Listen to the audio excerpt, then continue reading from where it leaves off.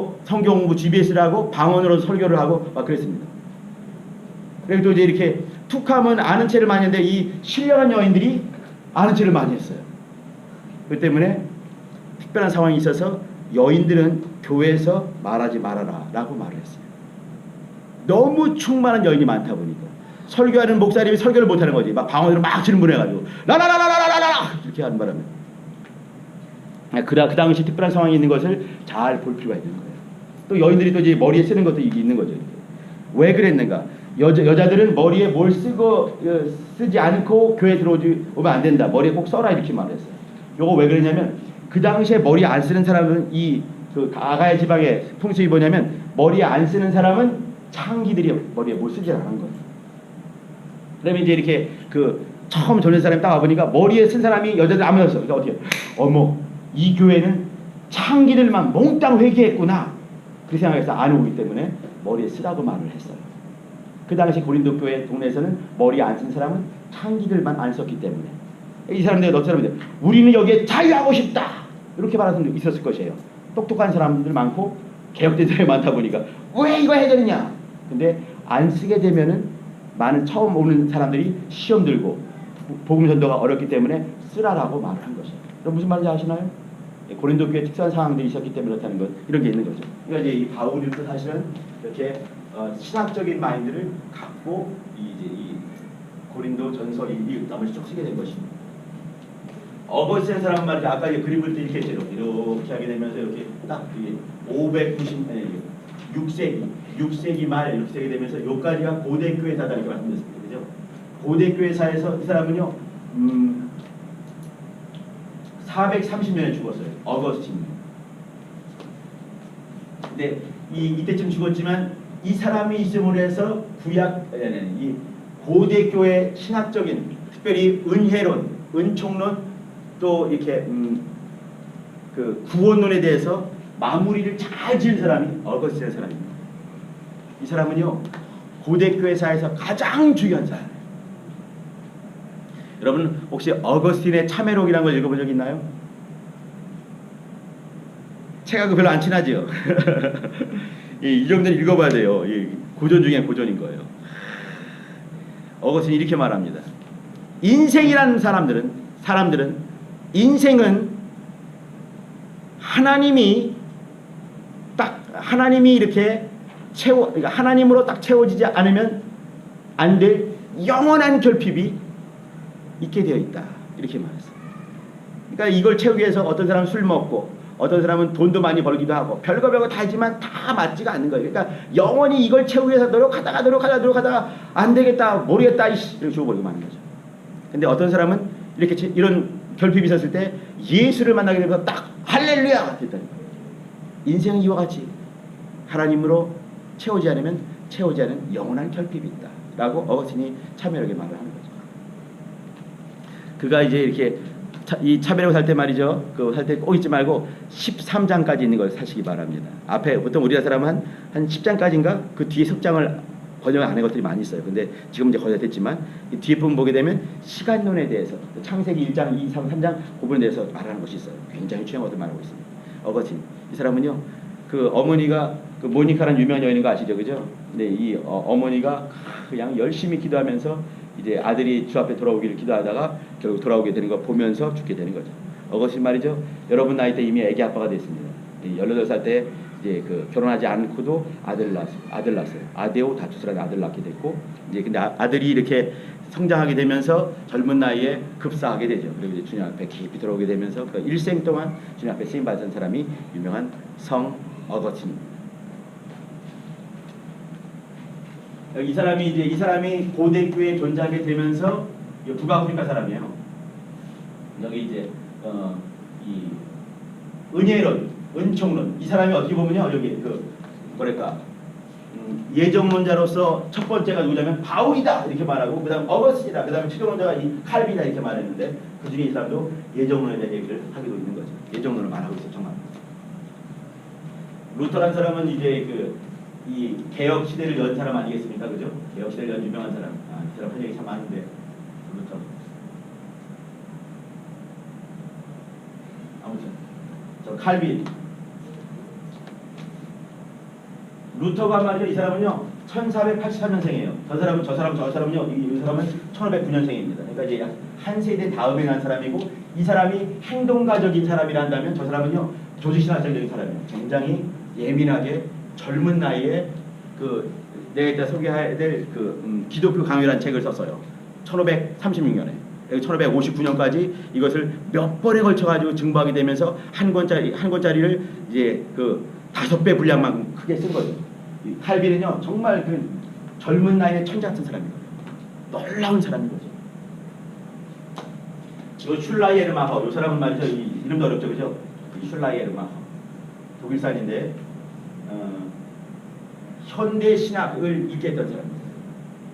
현대 신학이란 뭐냐면 일반적으로 고전 신학이라는 것은요 어떻게 됐든지 성경 안에서 뭐 개똥 같은 철학이라도 신학 가지고 신학이 나오게 된 거죠. 그러니까 이 성경을 통해서 신학이 등장하게 됐어요. 근데 이 성경 통하지 않고도 인간 세상을 통해서도 신학이 나올 수 있게 보이는 사람이 누구냐면 저 사람입니다. 슐라이르마허. 나쁜 사람인가? 그렇지는 않은 것 같아요.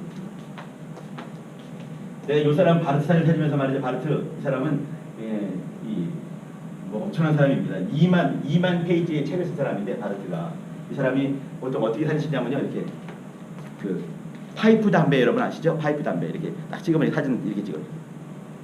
파이프 담배를 딱 들고 이렇게 찍죠.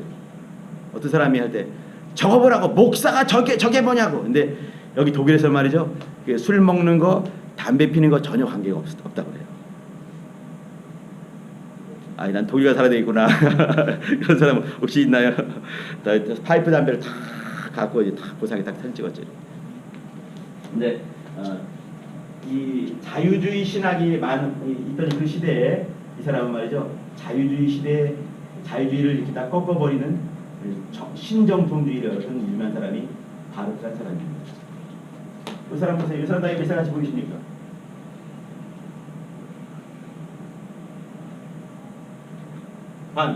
이 사람 몇 살 같이 보입니까? 50. 이 사람이 39살이에요. 39살이고요. 총각이에요. 원래 잘생겼는데. 여러분 혹시 최주승 목사님 아십니까? 닮았어 진짜로. 여러분 에디 해리스라고 아셔요? 에디 해리스라고? 배우 중에? 모르나? 어비스라는 영화 아십니까? 어비스? 더 락이라는 영화 몰라? 더 락? 너무 고상한 사람들이구나 이 세상에. 거기 보자면 에디 해리스가 유명한 사람인데요. 여기 머리 없는 에디 해리스. 더 락 모르는구나. 거기에 유명한 험멜 장군. 아이 모르는구나. 영화 좀 보고 그러세요. 잘생겼어 이 사람. 내가 좋아하는 이 디트리 보네퍼란데 쌍둥이에요. 쌍둥이. 여동생이 쌍둥이인데 이 사람은 말이죠. 1906년에 태어나가지고 1959년에 죽었어요. 아니 1945년에. 그러니까 39에 죽은 거죠. 39에 죽었을 때 자기 애인이 21살짜리 애인인데 이제 39에 21살짜리 애인을 놓고 죽은 거죠. 눈이 감겼을까, 그죠? 근데 히틀러를 암살하려고 하는 암살단을 조직해서 역사하다가 잡혀가지고 2년 만에 이제 이렇게 통장의 이슬로 사라지는 거죠. 근데 이 사람이 말은 이 사람이 21살 때 교수가 된 사람이에요. 박사가 되고. 그러니까 정말 당대 천재지요. 그러니까 기분이 좀 안 좋죠, 그지? 여기 사람은 다 우리가 별로 친하지 않은 사람들인 거죠, 전부 다. 근데 보네퍼가 쓴 일기가 있는데 여러분 혹시 이제 시간 되면요 꼭 써놓으셔요. 옥중서관. 좀 비싸. 책이 한 5만 원 정도 할 거예요. 페이지가 한 이만하겠지. 근데 여러분 남의 일기를 읽는 재미 여러분은 모르십니까? 남의 일기가 어떤 일기냐면요. 통장에 이슬러 사라지기 전에 약 2년간 쓰여진 옥중서관 일기가 아니라 편지인 거죠. 편지. 근데 그 편지 때문에 현대 신학이 등장을 했어요. 고전 신학이라는 것은 뭐냐면 이렇게 아까도 말했지만 성경을 통과해서 이렇게 이 신학이 등장했지만 이때 신학은 어떻게 되냐면 사람을 통해서 사람이 흑인을 깊이 보게 되면서 흑인들이 압제되는 삶을 보게 되고, 그러니까 미국에서 이 북미에서 흑인들인 거죠. 아프리카 흑인 말고 이 북미에 있는 흑인들이 인종차별 때문에 힘들어하는 걸 보게 되면서 흑인 신학이 등장을 했어요. 또 여자들이 이렇게 가부장적인 것 속에서 이렇게 압제받는 걸 보게 되면서 여성 신학이 등장하게 되는 거죠. 또 아프리카도 흑인이 있어요, 그죠? 아프리카의 흑인은 뭐냐면 문화적인 문제 때문에 문화적인 이 유럽 사회에 비해서 아프리카의 흑인들이 문화적인 시대에 좀 낙후됐다고 보는 문화 신학 등장하게 되는 것이죠. 우리나라에는 민중 신학이 있고요. 저기 남미 쪽에는 해방 신학이라는 것이 있어요. 이것은 뭐냐면 사람들이 살고 있는 그 상황, 또 그 사람들 속에서 성경을 텍스트 삼아서가 아니라 사람의 생각과 사람의 삶을 통해서 등장했어요. 그럼 뭐가 되겠습니까? 그게 신학인가? 나는 인간학이지! 라고 말하고 싶습니다. 근데 지금 시대의 신학은 뭐냐면 거의 인간학 수준으로 떨어지고 말았습니다. 그러니까 성경을 통과하지 않고도 신학이 등장하는 시대가 지금 돼버리고 만 거죠. 이런 시대에 신학이 어떤 의미가 있을까? 한번 고민해봐야 돼요. 다음 보여주시죠.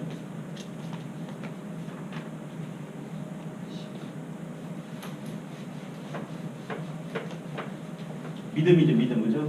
여기 신앙. 그러면 이 말은 뭐냐면요, 이 신학은 어떤 것인가? 이 신앙이 있을 때 이 신앙을 신앙과 신학이 다른 것이다. 일반적으로 다를 수밖에 없는 거예요. 내가 신학교에 딱 처음 갔을 때 잊어버리지도 않아요. 어떤 교수님이 있는데 그분이 미국에서 박사를 받아오신 분이거든요. 근데 그분이 하신 말씀이 나이가 많으신 분이에요.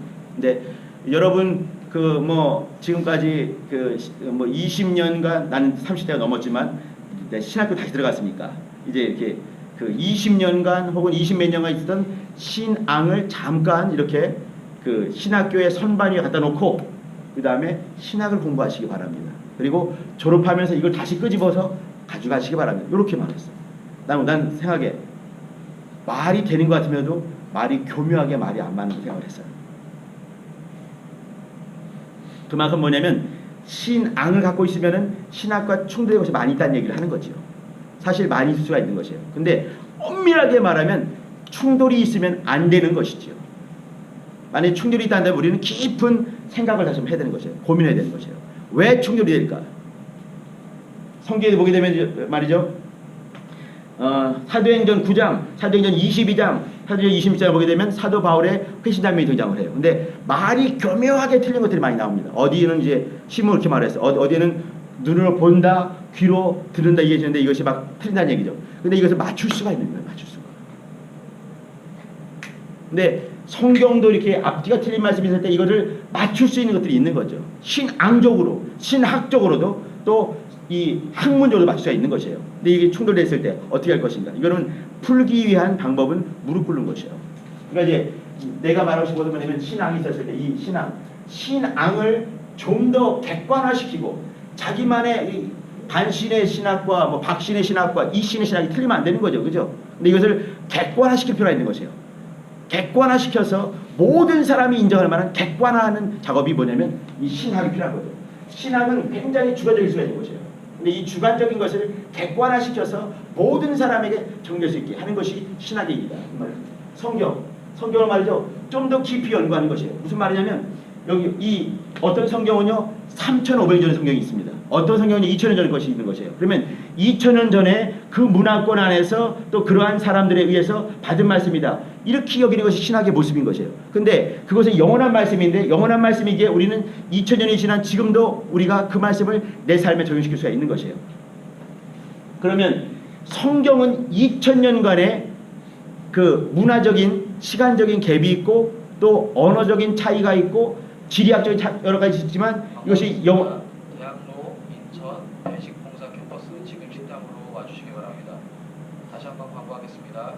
대학로, 인천 캠퍼스는 배식봉사 캠퍼스는 지금 식당으로 와주시기 바랍니다. 감사합니다. 네, 그러니까 이제 성경에 어떤 문화적인 언어적인 어떤 갭이 있었을 때 그것을 좀 더 잘 알기 위해서 잘 알고 믿고 가르치기 위해서 신학이 필요한 것이에요. 또 교회는요. 아까 말했듯이 뭐냐면 이 교회는 이거는 교회를 잘 지켜나가기 위한 방편으로 필요한 것입니다. 다음 보죠. 다 왔어요. 여기 빛과 어둠이 이제 이건 뭐냐면 신학의 의의예요. 빛은 뭐냐면 아까 말한 것처럼 이제 교회를 잘 지키는 거죠, 그죠? 신앙을 신앙되게 하는 그런 가게에서 빛이 필요한 거죠, 그죠? 어둠은 뭐냐면 그 학문이 이 신학이 지금 이제 인간학까지 되어버리고 말하는데 그렇다면은 학문으로서만 남아있는 경우가 많이 있습니다. 그러니까 이제 믿음과 관계없이 어떤 라이센스를 따기 위한 어떤 방편으로서 아니면 뭐 이제 가르치기 위한 어떤 이제 교수가 되는 거죠. 그죠? 이 지금 이 세계에서 교수 좀 좋은 거 아니겠어요? 그죠? 그럼 거기 그거 하기 위해서 이렇게 하는 어둠 부분이 있는 것이죠. 근데 우리는 이 어둠이 무서워서 이 빛된 부분을 안 할 수가 없는 것이에요. 이거는 좀 아니지만 그러나 빛된 부분을 하기 위해서라도 갈 필요가 있는 거죠. 광고하겠습니다. 대학로, 인천, 점심 배식봉사 캠퍼스는 지금 식당으로 와주시기 바랍니다. 다시 한번 광고하겠습니다. 대학로, 인천, 배식봉사 캠퍼스는 지금 즉시 식당으로 이동해 주시기 바랍니다. 감사합니다. 자, 신학의 이렇게 어떤 바깥에 이 말이 뭐냐면 이거죠. 우리 교회가 여기 있어요. 이렇게 교회가 있을 때 바깥에서부터 이렇게 어떤 도전부터 있는 거죠. 여기에 대해서 이렇게 방어막을 잘 칠 수 있는 울타리, 그것이 뭐냐면 신학의 일인 겁니다. 밖으로부터 오는 거죠. 또 안으로부터 뭐냐면 이단은요 밖에서 오는 것이 아니에요. 여기서 변질돼가지고 따뜻하는 거죠. 이렇게. 그러니까 이제 자, 아무튼 그러면 신학이라는 것은 뭐냐면 밖에서부터 이렇게 올 때 이렇게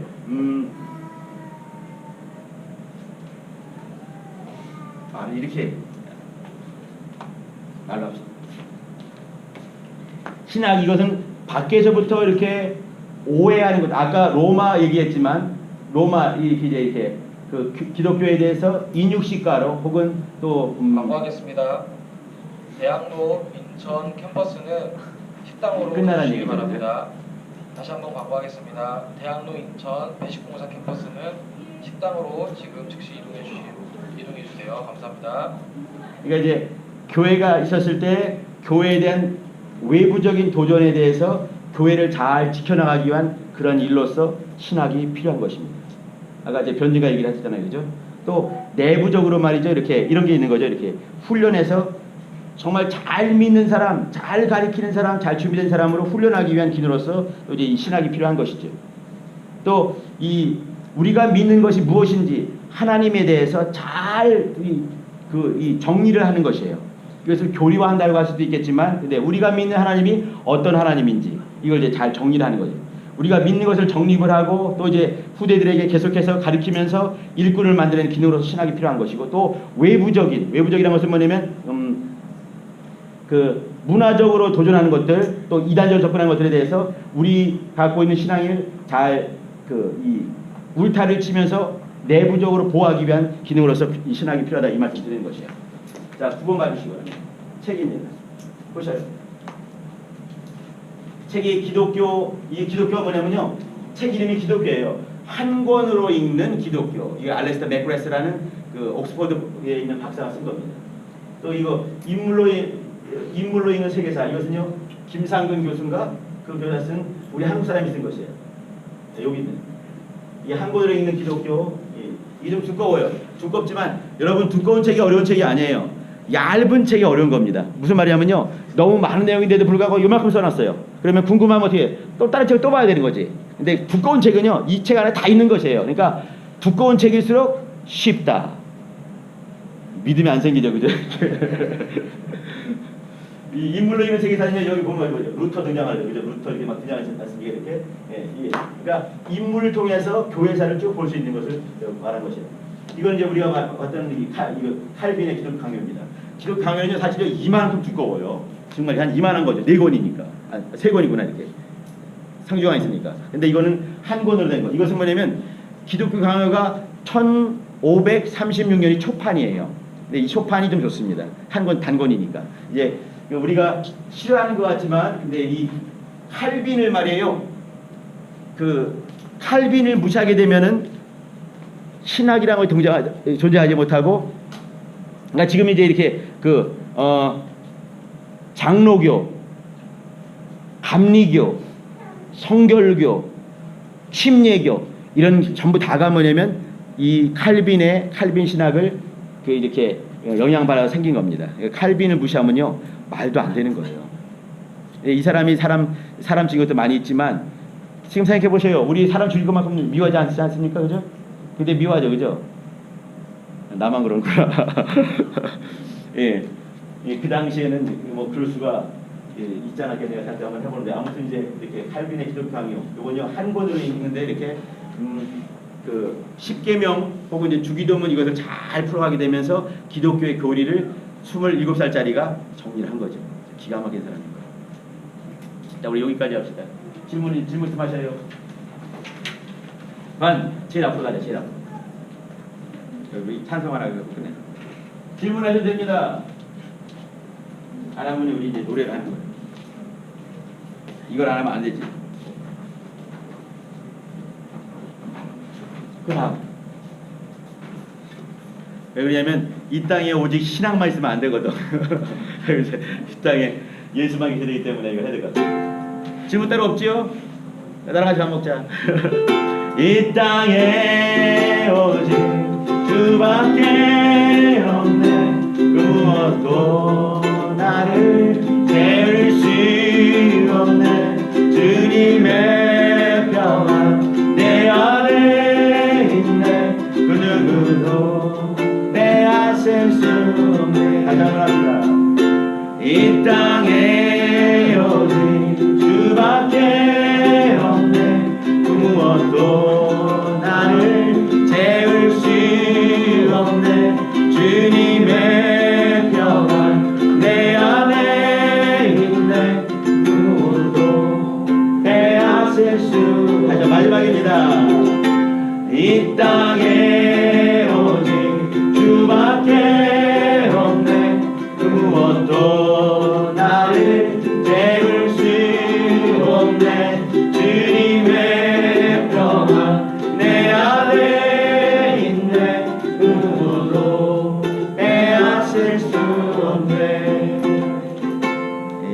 모든 평안들 또 여러분 안에 계신 예수님 빼앗기지 마시기 바랍니다. 이 세상은 말이죠. 우리가 보는 신앙을 흔드는 것이 세상 일 아니겠어요, 그죠? 이 중에도 이렇게 신앙 아는 체하기 한 이유가 뭐냐면 기본적인 신학이 있었을 때 하나님의 관이거든요. 온전한 신학적인 관이 있었을 때 빼앗기지 않는 거예요. 사실 그 처음에 이 신학이 등장한 어떤 뭐냐면 교회를 잘 지키기 위해서 등장한 것이 신학이었습니다. 본래 기능을 잃어버린 것이 지금 문제인데 이제 신앙의 기능을 잃어버리지 않게 깨어있고 또 신앙에 관심을 가지면 좋은 문제 아닙니까? 기도합시다. 하나님 아버지 형제들 자매들 깨어있게 도와주시고 생각을 깊게 하게 도와주시고 내가 믿는 것이 무엇인가, 또 내가 믿는 하나님 아버지 어떤 분이신가, 내가 믿는 우리 주가 어떤 분이신가, 내가 믿는 그 무릎 꿇는 성령님이 어떤 분이신가 깊이 알고 또 분명한 영적 생활하며 신앙 고백하며 그 신앙 고백한 그 고백이 나를 끌어가는 신약 성도의 삶을 사랑하시는 복된 영혼들에게 은혜를 베풀어 주옵소서. 그래서 우리 형제들 자매들 복으로 은혜로 생명으로 충만히 역사하신 그 남은 시간들 중에 은혜를 충만히 가시도록 인도하시고 간절히 바라고 나오며 예수 이름으로 축복하며 기도합니다. 네, 수고하셨습니다.